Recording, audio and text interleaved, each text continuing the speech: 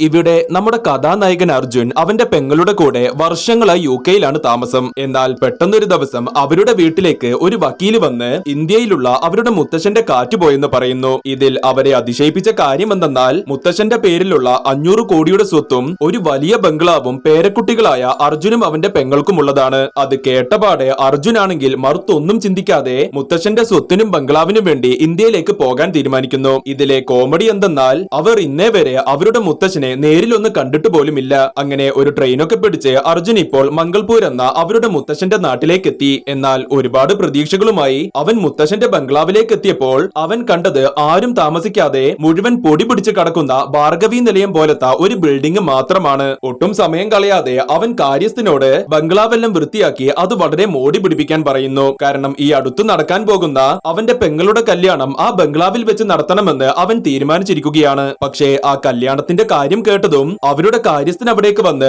അർജുനോട് ഒരു ഷോക്കിംഗ് ആയിട്ടുള്ള കാര്യം പറയുന്നു. കാരണം അവരുടെ ഗ്രാമത്തിൽ ഒരു വലിയ ഭൂതമുണ്ട്. ആ ഗ്രാമത്തിലോ അതിനടുത്തു വെച്ചോ ഏതെങ്കിലും ഒരു കല്യാണം നടന്നാൽ ആ കല്യാണത്തിലെ നവവധുവിനെ ആ ഭൂതം പിടിച്ചോണ്ട് പോയി അവളെ ക്രൂരമായി ഇല്ലാതാക്കുമെന്ന് പറയുന്നു. കാരണം പണ്ട് വധുസൂർ എന്നൊരു അസുരൻ ആ ഗ്രാമത്തിൽ വെച്ച് ഒരു പെൺകുട്ടിയെ കല്യാണം കഴിക്കാൻ നോക്കിയപ്പോൾ ആ ചടങ്ങിൽ വെച്ച് അവന്റെ കല്യാണ പെണ്ണ് തന്നെ അവന്റെ ജീവൻ എടുത്തിരുന്നു. അവന്റെ ജീവൻ പോയ ഗ്രാമത്തിൽ നിന്നും 36,000 പൗർണമികൾക്കുള്ളിൽ 12 നവവധുക്കളുടെ ജീവൻ അവൻ എടുക്കുകയാണെങ്കിൽ അവൻ എന്നേക്കുമായി വീണ്ടും പുനർജനിക്കാൻ സാധിക്കും. അങ്ങനെ വീണ്ടും പുനർജനിക്കാൻ വേണ്ടിയാണ് അവൻ വർഷങ്ങളായി ഒരു ഭയപ്പെടുത്തുന്ന ഭൂതത്തിന്റെ രൂപത്തിൽ അവിടെ എങ്ങും അലഞ്ഞു തിരിഞ്ഞു നടക്കുന്നതും. എന്നാൽ നമ്മൾ എല്ലാവരും വിചാരിച്ചതുപോലെ സ്വാഭാവികമായും ഈ ഭൂതത്തിന്റെ കഥ കേട്ടപ്പോൾ അത് വെറും ആ ഗ്രാമത്തിലെ കെട്ടുകഥയാണെന്ന് കരുതി അർജുൻ അത് ചിരിച്ചു തള്ളി. പക്ഷേ ഒരു ദിവസം ആ ഭൂതം നേരിൽ വന്ന് അവന്റെ ചിരി അങ്ങ് തീർത്തു കൊടുക്കുന്നു. കാരണം ഒരു രാത്രി ആ ബംഗ്ലാവിലേക്ക് ആ ഭൂതം നേരിൽ വന്ന് അർജുനെ ആക്രമിക്കാൻ നോക്കി. അവന്റെ സ്വന്തം കണ്ണുകളിൽ ആ കാഴ്ച കണ്ട് അവൻ കേട്ട കഥയൊന്നും വെറും കെട്ടുകഥയല്ല എന്ന് അവന് മനസ്സിലായി. മുത്തശ്ശൻ സ്വത്തും ബംഗ്ലാവും മാത്രമല്ല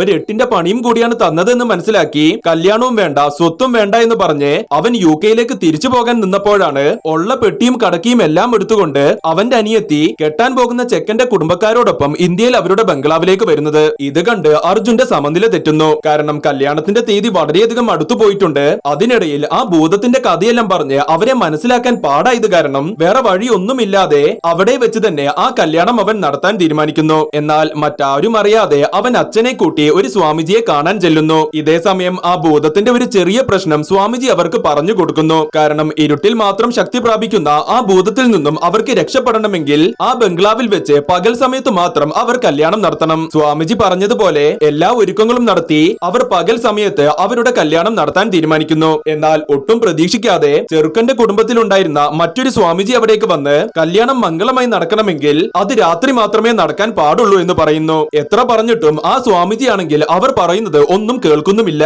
അങ്ങനെ അന്ന് രാത്രി എന്തൊക്കെ നടന്നാലും അനിയത്തിയുടെ ജീവൻ താൻ രക്ഷിക്കുമെന്ന് അച്ഛന് വാക്കുകൊടുത്ത് അർജുനാണെങ്കിൽ അവരുടെ കല്യാണം അവിടെ വെച്ച് രാത്രി തന്നെ നടത്താൻ തീരുമാനിക്കുന്നു. ചടങ്ങുകളെല്ലാം വളരെ ഭംഗിയായി നടന്നു തീരാനായപ്പോൾ വിചാരിച്ചതുപോലെ ആ ഭൂതം അവിടേക്ക് വന്ന് അവന്റെ പണി ആരംഭിച്ചു. കാരണം അവന്റെ പുനർജന്മത്തിന് വേണ്ടി 12ാമത്തെ ആളായി ആ ഭൂതം അർജുന്റെ പെങ്ങളെ പൊക്കി. എന്നാൽ ഒരു കില്ലാടിയായ അർജുനാണെങ്കിൽ അവിടേക്ക് പെട്ടെന്ന് വന്ന് അവന്റെ അനിയത്തിയുടെ ജീവൻ പോകുന്നതിന് സെക്കൻഡുകൾക്ക് മുൻപ് ആ ഭൂതത്തിനോട് ഫൈറ്റ് ചെയ്ത് അവന്റെ അനിയത്തിയെ രക്ഷിക്കുന്നു. അങ്ങനെ അച്ഛന് കൊടുത്ത വാക്ക് പാലിച്ച് അവളെ അവൻ തിരിച്ചു വീട്ടിലേക്കും എത്തിക്കുന്നു. പടം കഴിഞ്ഞ്.